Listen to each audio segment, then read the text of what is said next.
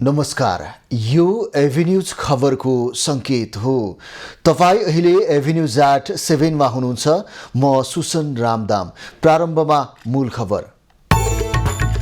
भारत भ्रमण पूरा गरेर प्रधानमन्त्री दाहाल स्वदेश फिर्ता। द्विपक्षीय सम्बन्ध सुधार र ऊर्जा व्यापारमा भ्रमण अत्यन्तै फलदायी भएको दाबी।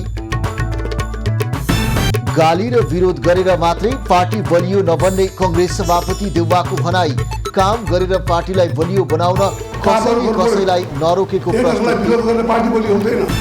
भ्रष्टाचारमा संलग्न भएको पाइए आफ्नै पार्टीका नेतालाई पनि नछाड्ने गृहमन्त्रीको चेतावनी। बडुवा सरुवामा अनियमितता गरे जेल हाल्ने भनाई। तातो हावा लूका कारण तराई क्षेत्रको जनजीवन कष्टकर। सतर्कता अपनाउन मौसम पूर्वानुमान महाशाखाको आग्रह। झापाको काकरभिट्टा दमक सडक खण्ड मर्मतको काम विवादमा। एसियन हाइवेको काम अघि बढिसकेको अवस्थामा मर्मत गर्नु औचित्यहीन भएको आरोप। अब खबरको सिलसिला प्रारम्भ गरौं प्रधानमन्त्रीको भारत भ्रमण सम्बन्धी प्रसङ्गबाट।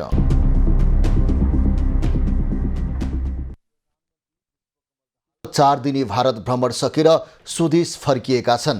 यही जेठ 17 गति भारत भ्रमण गएका दाहाल विभिन्न महत्त्वपूर्ण भेटघाट र सम्झौता गरेर आज स्वदेश फर्किएका हुन्।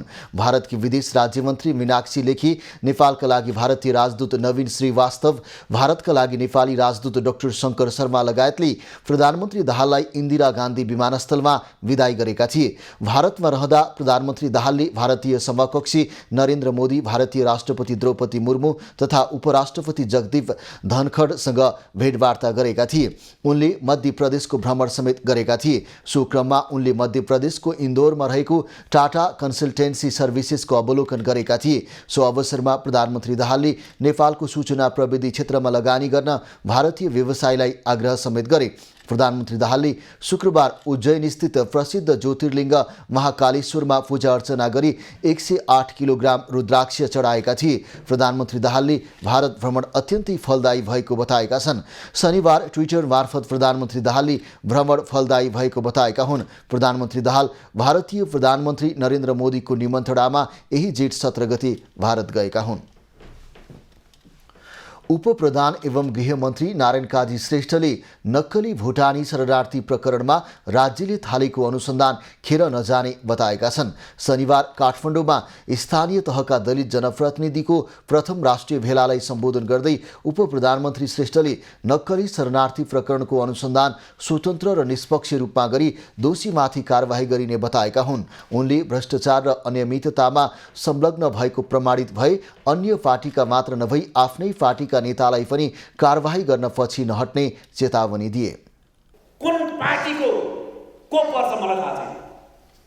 आज कुनै अरू पार्टीको परे होला, भोलि मेरै पार्टीको माओवादीको कोही परे भ्रष्टाचार काण्डमा अनियमितताको काण्डमा भने पनि त्यसलाई आश्चर्य नमान्नु होला, त्यो छोडिदिने छैन। यसरी नयाँ ढङ्गले हामी काम गर्न खोज्दैछौँ। सबैको सहयोग बल चाहिएको छ। उपप्रधानमन्त्री श्रेष्ठले कसैले बडुवा सरुवाका निम्ति अनियमितता गरेर रकम दिने र लिने गरेको पाइए जेल हाल्ने चेतावनी पनि दिए। उनले आफू सयौं पटक चुनाव हार्न तयार रहेको तर निष्पक्षता र संवैधानिक मूल्य मान्यता विपरीतका काम गर्न नसक्ने पनि बताए। नेपाली कांग्रेसका सभापति शेरबहादुर देउवाले पार्टीमा कसैको विरोध गरेर पार्टी ठूलो नबन्ने बताएका छन्। शनिबार नेपाली कांग्रेस जिल्ला कार्य समिति ललितपुरको प्रथम जिल्ला सम्मेलनलाई सम्बोधन गर्दै सभापति देउवाले महामन्त्री गगन थापाप्रति लक्षित गर्दै कुनै एक व्यक्तिलाई गाली गरेर पार्टी ठूलो नबन्ने बताएका हुन्। पार्टीको काम गरेर पार्टीलाई बलियो बनाउन कसैले कसैलाई नरोकेको स्पष्ट पार्दै उनले आफू सभापतिमा रहेर काम गर्ने यो नै अन्तिम कार्यकाल भएको र अब युवा पुस्ताकै पालो भएको पनि बताए।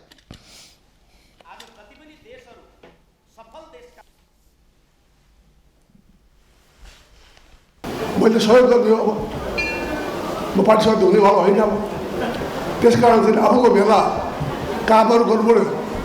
एकअर्कालाई विरोध गरेर पार्टी बलियो हुँदैन। एकले अर्को पनि जवाब दिन जाला। अर्को पनि जाँदा नि देशभरि घुम्ला नि त्यही गरौँ छु होइन भनेदेखिलाई कति कुराहरू काम गर्नुहुन्छ काम हुँदैन त्यो कुरा बुझ्नु पऱ्यो नि त्यसमा कुरा अहिलेको बेलाको कुरा के हो भनेदेखिलाई हामी सब एक भएर गयो भनेदेखिलाई हाम्रो पार्टी बलियो हुन्छ। सभापति देउवाले पार्टी बलियो बनाउन सबै एकजुट भएर जनताको काँधमा काँध मिलाई जनसम्पर्क विस्तार गर्नुपर्ने पनि बताए।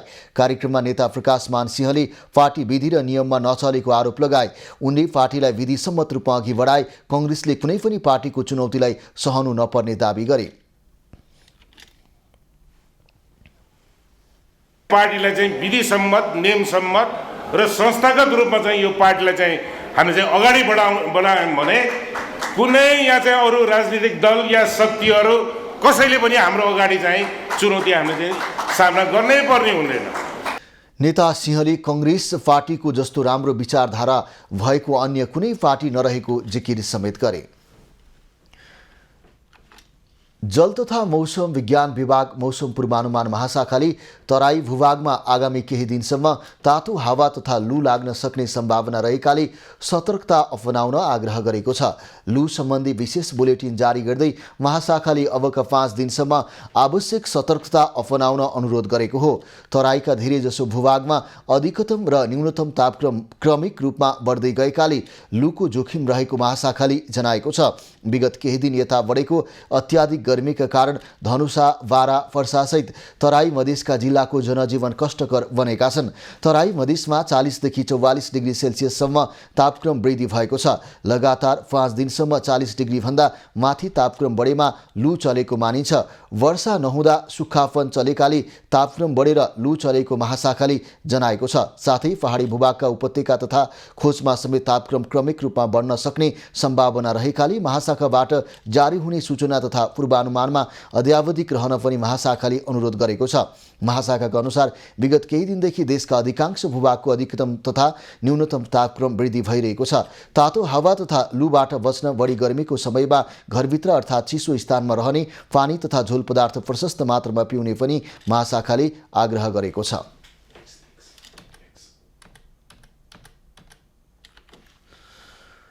राष्ट्र, राष्ट्रियता, धर्म, संस्कृति तथा नागरिक बचाऊ महाअभियानका संयोजक एवं व्यवसायी दुर्गा फर्साईले देशका केही धमिरा भ्रष्टाचारीहरूलाई पाता फर्काएर टुडी खेलमा आम जनताको अगाडि जनकारवाही गर्नुपर्ने बेला आएको बताएका छन्। तनहुमा शनिबार आयोजित आमसभालाई सम्बोधन गर्दै संयोजक फर्साईले सोझा सिधा निमुखा गरिब जनतालाई विभिन्न बहानामा दुःख दिने र देशलाई लथालिङ्ग भत्ताभुङ्ग बनाउने पुँजीपति विदेशी दलालहरूलाई ठाउँको ठाउँ कारवाही गर्नुपर्ने बताएका हुन्। उनले देशलाई हिन्दू राष्ट्र कायम गरी हिन्दू धर्म, संस्कृति, परम्परा, रीतिरिवाज, चालचलन र वेशभूषालाई अक्षुण्ण राख्न आफूले देशव्यापी अभियान सुरु गरेको पनि बताए। एकातिरबाट सरकार भूमि आयोग गठन गरेर जग्गा दिने, अर्कातिरपट्टिबाट ब्याङ्क र लघु वित्त सहकारी त्यो भएको घर जग्गा जमिन लुट्ने। अनि त्यसमा के गर्ने थाहा छ? तपाईँहरूले भोट दिएर जिताएका के अरे गणतन्त्रका मुखियाहरू साइन गरेर त्यो वार्ड अध्यक्षहरू पठाउने, सिटी घर खाली गर्दै भनेर लाज शरम छैन? अनि तपाईँहरू के गर्नुहुन्छ? 3 लाख परिवार आज शरणार्थी जीवन बिताउँदैछ। मैले देखेको छु बिहार र वेस्ट बङ्गालको बोर्डरमा। कार्यक्रममा कालो मुसो अभियानका केन्द्रीय संयोजक शम्भु थापाले देशमा व्याप्त महँगी, बेरोजगारी र लुटतन्त्र तत्कालै बन्द गराई भ्रष्टाचार गर्ने जुनसुकै ओहदामा भएकालाई जनताले ठाउँको ठाउँ आँखा झिकिदिने अभियान छिट्टै गर्ने बताए। उनले देशको अर्थतन्त्र टाट पल्टाउने विदेशी दलाललाई जनताको माझमा नाङ्गे झार बनाउन आफ्नो पार्टी लागि परेको पनि बताए। पूर्व पश्चिम राजमार्ग अन्तर्गत झापाको काकरभिट्टा दमक सडक खण्ड मर्मतको काम धमाधम भइरहेको छ। आर्थिक वर्ष सकिने लाग्दा बजेट सकाउने हतारोले एसियन हाइवेका लागि समेत टेन्डर प्रक्रिया अघि बढिसकेको अवस्थामा राजमार्गको दायाँ बायाँ मर्मत गर्नु नीतिगत भ्रष्टाचार भएको सरकारवालाको भनाइ छ। पूर्व पश्चिम राजमार्ग अन्तर्गत झापाको काकरभिट्टा दमक सडक खण्ड मर्मतको काम अहिले धमाधम भइरहेको छ। हिउँदोमा लागेको ठेक्का आर्थिक वर्ष सकिने लागेपछि बजेट सकाउने हतारुले धमाधम काम हुँदा अहिले सडक अस्तव्यस्त बनेको छ। राजमार्गको 25 स्थानमा सडक नबिगारी दायाँ बायाँ 2.5 मिटर चौडाइ बनाउन 2 करोड रुपैयाँमा ठेक्का लागेको हो। उक्त राजमार्गमा एसियन हाइवे निर्माणका लागि पनि टेन्डर प्रक्रिया अगाडि बढाइसकिएको छ। हाइवेलाई टेन्डर प्रक्रिया अगाडि बढिसकेको अवस्थामा सडक जोगाउन भन्दै मर्मत थालिनु नीतिगत भ्रष्टाचार भएको स्थानीयको आरोप छ। यो आवश्यकै छैन। जुन चाहिँ ठेक्का लागेको छ एसियन हाइवे, ठेक्का लागिसकेपछि त्यही ठाउँमा काम गराउनु भनेको भ्रष्टाचार हो कि होइन? त्यो त 1-2 महिनाभित्र फेरि त्यसलाई भत्काइन्छ, फेरि भत्काइसकेपछि टालटुल हुन्छ, थाहै हुँदैन। सडक डिभिजन कार्यालय झापाका कर्मचारी भने एसियन हाइवे तुरुन्त बन्ने दाबी गर्छन्। बसलाई स्ट्यान्ड गर्ने, सुरक्षा कसरी गर्ने भनेर यी चाहिँ सबै सल्लाह भएर हाम्रो रोड बोर्ड, यो हाम्रो नेपाल सरकारको बजेट होइन, रोड बोर्डबाट हामी मर्मत गर्ने मागेका थियौँ। राजमार्गको बस बिसौनी सहित बजार क्षेत्रमा पर्ने स्थानहरूमा सडक मर्मतको काम भइरहेको छ। मर्मतका लागि सडक बोर्डबाट बजेट प्राप्त भएको जनाइएको छ। एसियन हाइवे निर्माण सुरु भएपछि भत्काउनु पर्ने राजमार्गका लागि आएको बजेट अन्यत्र खर्च गरिएको भए त्यसले दीर्घकालीन रूपमा फाइदा दिन सक्थ्यो। तर अहिले राजमार्ग मर्मतमा गरिएको लगानी भने बालुवामा पानी हुने निश्चित छ। सन्तोष न्युपाने, झापा। खबरको सिलसिला अझै जारी छ, हामीसँगै रहनुहोला। अब बाँकी खबर। सुदूरपश्चिमको प्रमुख पर्यटकीय स्थल खप्तर क्षेत्रमा पहिलो पटक अन्तर्राष्ट्रिय आध्यात्मिक सम्मेलन आयोजना हुँदैछ। प्रदेश सरकार खप्तर पर्यटन विकास तथा व्यवस्थापन समितिको आयोजनामा खप्तर क्षेत्रमा यही जेठ 23, 24 र 25 गते सम्मेलन आयोजना गर्न लागि हो। आन्तरिक एवं बाह्य पर्यटकलाई आकर्षित गर्ने उद्देश्यले सम्मेलनको आयोजना गरिएको हो। सम्मेलनमा योग गुरु बाबा रामदेव र प्रधानमन्त्री पुष्पकमल दाहाल समेत पुग्ने बताइएको छ। सम्मेलनमा सहभागी हुन भारतबाट आयुर्वेद शिरोमणि परम श्रद्धेय आचार्य श्री बालकृष्ण महाराज शनिबार धनगढी पुगिसकेका छन्। सो क्रममा उनले पतञ्जलि योग समितिले खप्तडमा रहेका जडीबुटीको अनुसन्धान गरिरहेको बताए। रिसर्च डकुमेन्टेसनको काम खप्तर क्षेत्रमा सुरु गरिसकेको छ। सिर्फ 10-12 दिनको भित्रमा जति हामीले वनस्पतिहरू बिरुवाहरू लिएर यहाँबाट त्यसमाथि काम गरेर त्यसको रिसर्च डकुमेन्टेसन गर्यो भने म पूरा प्रामाणिकतासँग भन्न सक्छु। त्यसलाई भनिन्छ न्यू प्लान्ट्स रिपोर्टिङ।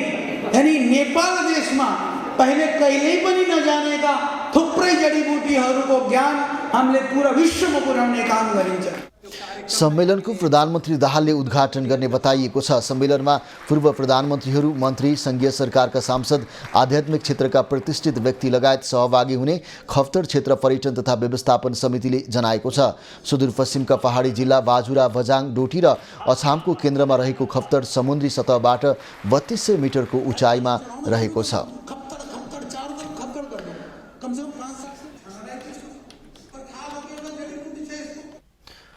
उपसभामुख इन्दिरा राणा मगरले वातावरण प्रदूषण कम गर्न साइकल यात्रा निकै प्रभावकारी हुने बताएकी छन्। साइकल संस्कृति अभियानको समन्वयमा शनिबार भएको साइकल र्यालीमा उनले यस्तो बताएकी हुन्। उनले साइकल वातावरण मैत्री र स्वास्थ्य मैत्री भएकाले यसको प्रयोग बढाउनु पर्ने बताइन्। उपसभामुख मगरले इन्धनका सवारी साधनका कारण दिन प्रतिदिन वातावरण प्रदूषण र जलवायु असर देखिएकाले साइकलको उपयोग बढाउनु पर्ने बताए। इन्भाइरोमेन्टलाई राम्रो भयो। अहिले इन्भाइरोमेन्ट धुलोले गर्दाखेरि पहाडहरू चाहिँ अहिले कालो भइरहेछ। यहाँबाट उडेको धुवाले गर्दा त्यो एउटा जलवायु जुन परिवर्तन भइरहेछ त्यसले चाहिँ गर्दा यो वातावरणले गर्दा चाहिँ वातावरणको लागि चाहिँ साइकल चलाउनु एकदमै राम्रो। र्यालीमा सहभागीहरूले विश्वमा भइरहेको जलवायु परिवर्तनको असरलाई न्यूनीकरण गर्नको लागि पनि साइकलको प्रयोग बढाउन यस्तो कार्यक्रमले सहयोग पुग्ने बताए। उनीहरूले स्वास्थ्य, पर्यावरण र आर्थिक रूपमा पनि यसले मितव्ययी बनाउन भूमिका खेल्ने बताए। साइकल चलाउनुका विभिन्न फाइदाहरू छन्। यसले स्वास्थ्यलाई, पर्यावरण र अर्थलाई पनि धेरै टेवा मिल्दछ। मैले चाहिँ सबैसँग एउटा के अनुरोध गर्न चाहन्छु भने छोटो दूरी पैदल यात्रा, मध्यम दूरी साइकल यात्रा र लामो दूरी सार्वजनिक यातायात प्रयोग गर्ने गरेमा यसले पर्यावरण, आफ्नो स्वास्थ्य र देशको अर्थतन्त्रलाई पनि टेवा दिन्छ भन्ने मेरो मान्यता रहेको छ। साइकल संस्कृतिको विकास र विस्तार गर्ने उद्देश्यले कार्यक्रमको आयोजना गरिएको आयोजकले जनाएको छ। लागि चाहिँ हाम्रो जौला खेलमा महेश्वरी म्यामले साइकलको अभियान चलाएर सबै महिलाहरू अहिले यतिसम्म भइसक्यो। बिहान 6 बजे कीर्तिपुर स्थित त्रिभुवन विश्वविद्यालयको मैदानबाट सुरु भएको र्याली बल्खु एकान्तकुना जावलाखेल सुन्दारा हुँदै दरबार मार्गमा पुगेर समापन भएको थियो। र्यालीको सह आयोजकमा एभिन्यूज खबर पनि रहेको थियो।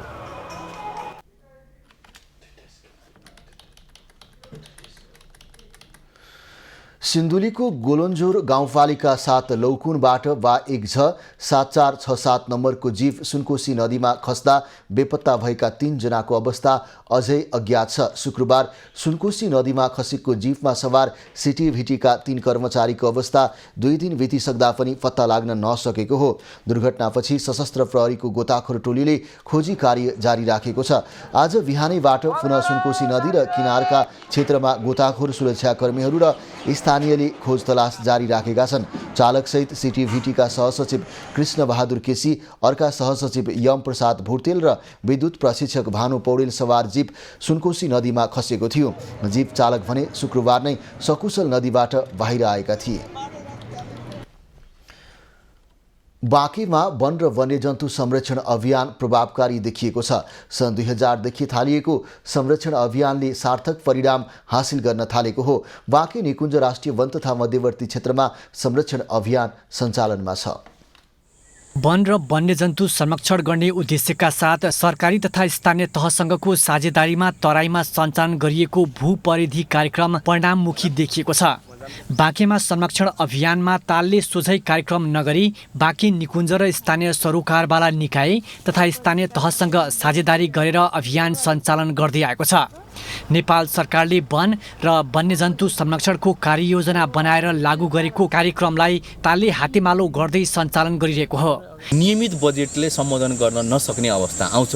त्यस्तो अप्रत्याशित चाहिँ कार्यक्रमहरू अथवा चाहिँ संरक्षणलाई गर्नुपर्ने कामहरू कुनै घटना घटे त्यसलाई सम्बोधन गर्नलाई तत्कालै गरिन भने अझै त्यसले चाहिँ थप चाहिँ संरक्षणलाई प्रतिकूल असर गर्छ भने त्यस्ता कार्यक्रमहरूलाई सम्बोधन गर्नको लागि फेरि हामीले तराई भूपरिधि कार्यक्रम लगायतका संरक्षण सहायता सङ्घ संस्थाहरूबाट सहयोगको अनुरोध गर्छौँ। 2067 सालमा स्थापना भएको बाँके निकुञ्जको मुख्य लक्ष्य बाघको संरक्षण रहेको छ।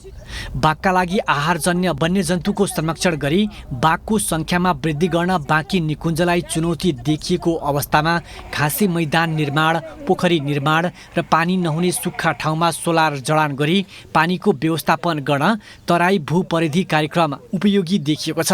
घाँसे मैदान व्यवस्थापनको कामहरू, त्यस्तै पोखरी निर्माणका कामहरू, पोखरी म्यानेजमेन्टका कामहरू, जसले गर्दा वन वन्यजन्तुलाई संरक्षणमा त्यसले टेवा पुगेको अवस्थाहरू देखिन्छ। बाँके निकुञ्ज सहित अन्य राष्ट्रिय वन, सामुदायिक वन क्षेत्रमा पनि वन र वन्यजन्तुको संरक्षण अभियान सार्थक देखिएको हो। बाँके निकुञ्जमा सन् 2004मा 4वटा बाघ रहेकोमा अहिले चौका, चित्तल, नीलगाई, चराचुरुङ्गीको सङ्ख्या वृद्धि भइसकै बाघको सङ्ख्या 25 पुगेको छ। यता कम्दी करिडोर क्षेत्रमा निर्माण गरिएको पानी पोखरीले वन्यजन्तुलाई गाउँमा जानबाट रोक्न सहयोग पुगेको स्थानीय बताउँछन्। हाम्रो लागत भन्ने कुरो संस्थाबाट 1,92,000 थियो र त्यसै गरी यहाँ कस्तो भयो भने सबै माटो बाहिर ओसार्नुपर्ने, त्यसलाई व्यवस्थापन गर्नुपर्ने भएको हुँदा अलि बढी रकम खर्च भयो। अहिलेको अवस्थामा प्रकृति र वन्यजन्तुको संरक्षण गर्न सक्नु महत्त्वपूर्ण कुरा हो। बाँकेमा जस्तै देशका अन्य क्षेत्रमा पनि संरक्षण अभियान प्रभावकारी रूपमा सञ्चालन गर्न सके प्रकृति र वन्यजन्तुको सह अस्तित्व कायम गर्दै पर्यावरणको विकासमा टेवा पुग्ने देखिन्छ। दुर्गा रोकाया, बाँके। धार्मिक पर्यटकहरूको रोजाइमा पर्ने सङ्खुवासभाको मनोकामना मन्दिर क्षेत्रमा देश विदेशदेखि श्रद्धालु भक्तजनहरू आउने गरे पनि सार्वजनिक शौचालयको अभाव रहँदै आएको छ। त्यसैलाई मध्यनजर गर्दै श्री भैरवी दल गुल्म खाँदबारीले सार्वजनिक शौचालय निर्माण कार्य सुरु गरेको छ। मन्दिर क्षेत्रमा शौचालय नभएका कारण श्रद्धालु भक्तजनहरूलाई समस्या हुँदै आएको छ। शौचालय प्रयोग गर्नका लागि झाडी खोज्नुपर्ने बाध्यता हटाउन खाँदबारी नगरपालिकाको सहयोग र श्री भैरवी दल गुल्म खाँदबारीको श्रमदानमा सार्वजनिक शौचालय निर्माण सुरु गरिएको हो। मनोकामना मन्दिरमा दर्शन गर्नका साथै पूजा अर्चनाका लागि देश विदेशबाट समेत ठूलो सङ्ख्यामा धार्मिक पर्यटकहरू आउने गरेका छन्। मन्दिर क्षेत्रमा शौचालय नभएकाले अप्ठ्यारोमा पर्दै आएका थिए। यहाँ सबै कुरा राम्रो लाग्यो। माता मनोकामनाको दर्शन गर्दा मनले चिताएको कुरा हुन्छ अरे, तर यहाँ चाहिँ खासै व्यवस्थित देखिएन। यो अलिकति पछाडि कसैको नजर नपरे जस्तो पछाडि परे जस्तो लाग्यो मलाई चाहिँ। मन्दिर आउने भक्तजनहरूको सहायताका लागि नगरपालिका र श्री भैरवी गुल्मको सहयोगमा शौचालय निर्माण हुने भएपछि मन्दिर व्यवस्थापन समितिले प्रशंसा गरेको छ। आन्तरिक तथा बाह्य पर्यटकहरू धेरै आउने गरे पनि शौचालय नभएका कारण बाहिर जानुपर्ने अवस्था रहँदै आएको थियो। हजुर, यो निर्माण अब राम्रो हुन्छ होला भन्ने हामीलाई लागिरहेछ। अब शौचालय अब महिला पुरुषको यहाँ दुवै बन्दैछ हैन। शौचालय निर्माण 1 महिनाभित्रै पूरा गरी मन्दिर व्यवस्थापन समितिलाई हस्तान्तरण गर्ने योजना रहेको भैरवी दल गुल्म खाँदबारीका गुल्मपति लक्ष्मण खड्काले जानकारी दिए। दीपक कार्कीको रिपोर्ट। जनकपुर धाममा मैथिली साहित्य उत्सव हुने भएको छ। जेठ 26 गतेदेखि 28 गतेसम्म हुने उत्सवमा नेपाल र भारतका गरी 100 भन्दा बढी स्रष्टा सहभागी हुनेछन्। साहित्य महोत्सवले लेखक साहित्यकारलाई थप ऊर्जा दिने अपेक्षा गरिएको छ। खबरको सिलसिला अझै जारी छ, हामीसँगै रहनुहोला। अब पालो एभिन्यूज एट स्पोर्ट्सको। शहीद स्मारक ए डिभिजन लिग फुटबलमा 3 स्टार क्लब र एपीएफ क्लबले बराबरी खेल्दै अङ्क बाँडेका छन्। शनिबार त्रिपुरेश्वर स्थित दशरथ रङ्गशालामा भएको खेलमा 3 स्टार र एपीएफ बीचको खेल 1-1 गोलको बराबरीमा सकिएको हो। एपीएफका लागि मणिकुमार लामाले 23औं र 3 स्टारका लागि सब्स्टिट्युट खेलाडीको रूपमा मैदान छिरेका सुनिल तामाङले 86औं मिनेटमा गोल गरे। बराबरीसँगै 3 स्टारले 24 खेलमा 28 र एपीएफले समान खेलमा 30 अङ्क जोडेको छ। लिग अन्तर्गत आजै च्यासल मैदानमा भएको खेलमा साधुबाटो युथ क्लबले त्रिभुवन आर्मी क्लबलाई 2-1 गोल अन्तरले हरायो। साधुबाटोको जितमा शिव सुवेदी र दिपेक राज सिंह ठकुरीले 1-1 गोल गरे। आर्मीका नवयुग श्रेष्ठले 1 गोल फर्काए। जितसँगै साधुबाटोले 24 खेलमा 32 अङ्क जोडेको छ। समान खेल खेलेको आर्मीको 30 अङ्क रहेको छ। युवा तथा खेलकुद मन्त्री डिगबहादुर लिम्बुले रग्बीबाट नेपाललाई अन्तर्राष्ट्रिय स्तरमा चिनाउन सकिने बताएका छन्। भक्तपुर स्थित सानो ठिमी चौरमा शनिबारबाट आयोजना भएको राष्ट्रिय रग्बी सेभेन्स प्रतियोगिताको उद्घाटन समारोहमा बोल्दै मन्त्री लिम्बुले सगरमाथाको देश बुद्धको देश भनेर नेपालले अन्तर्राष्ट्रिय स्तरमा पहिचान बनाए जस्तै रग्बीले पनि अन्तर्राष्ट्रिय स्तरमा नेपालको छवि बनेको बताएका हुन्। त्यसका लागि सबै एकजुट भएर लाग्नुपर्ने उनको भनाइ छ। बागमती प्रदेश खेलकुद विकास परिषदको आयोजना र नेपाल रग्बी सङ्घको व्यवस्थापनमा भएको 2 दिने प्रतियोगितामा 7 महिला र 7 पुरुष गरी 14 टिमको सहभागिता रहेको छ। प्रतियोगिताको विजेताले 50,000 र उपविजेताले 25,000 पाउनेछन्। प्रतियोगिताबाट कतारमा सञ्चालन हुन गइरहेको एसिया रग्बी सेभेन्स महिला तथा पुरुष प्रतियोगिता र चीनमा हुने एसियन गेम्स 2022 का लागि राष्ट्रिय महिला तथा पुरुष टिम छनौट गर्ने नेपाल रग्बी सङ्घले जनाएको छ। अब पालो खास खबरको।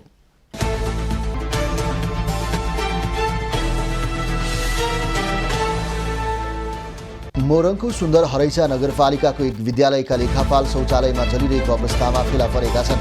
शनिबार बिहान सुन्दर हरैचा 2 मिर्गौलियामा रहेको श्री माध्यमिक विद्यालयका लेखापाल सोही स्थानका 40 वर्षीय मनिल ढकाल शौचालयमा जलिरहेको अवस्थामा भेटिएका हुन्। ढकाल बिहान विद्यालय जान्छु भनेर घरबाट हिँडेको खुलेको प्रहरीले जनाएको छ। ढकालको शरीरका अधिकांश भाग आगोले जलेका कारण उनको अवस्था गम्भीर रहेको प्रहरीले जनाएको छ। स्वास्थ्य तथा जनसङ्ख्या मन्त्रालयले कोभिड-19 को संक्रमण दर घट्दै गएपछि स्वैच्छिक रूपमा मास्कको प्रयोग गर्न आग्रह गरेको छ। मन्त्रालयले एक सूचना जारी गर्दै संक्रमण दर घट्दै गएपछि कोभिड-19 को मापदण्ड परिमार्जित गर्दै मास्कको प्रयोगलाई स्वैच्छिक बनाएको बताए। त्यसअघिसम्म मास्कको प्रयोग अनिवार्य थियो।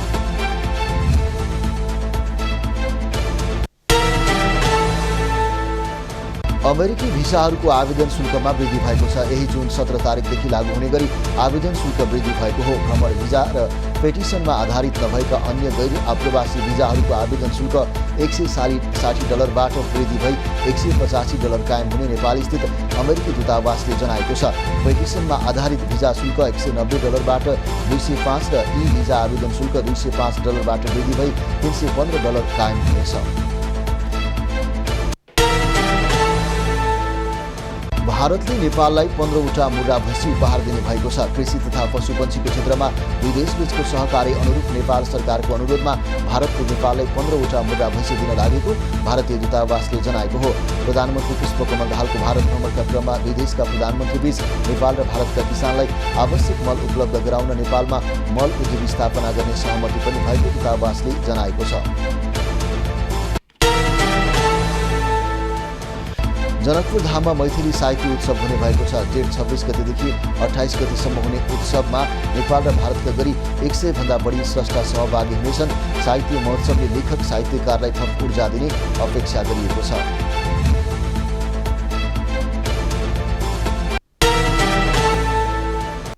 अब पालो एभिन्यूज एट मौसमको।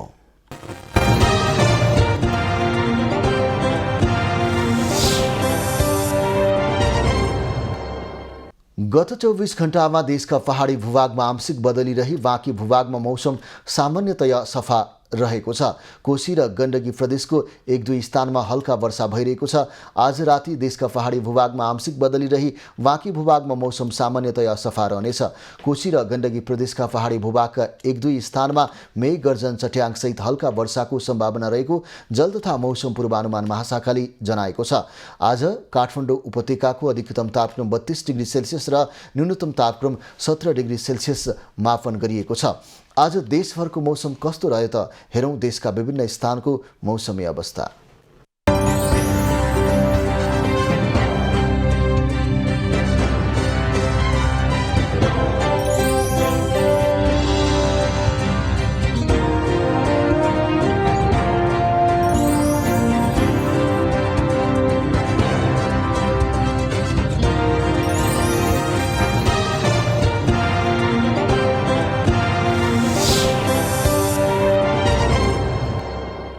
अहिलेलाई खबरको क्रम यति नै। एभिन्यूज खबरका यी सहित अन्य विस्तृत खबरको लागि www.avenews.tv लगइन गर्न सक्नुहुनेछ।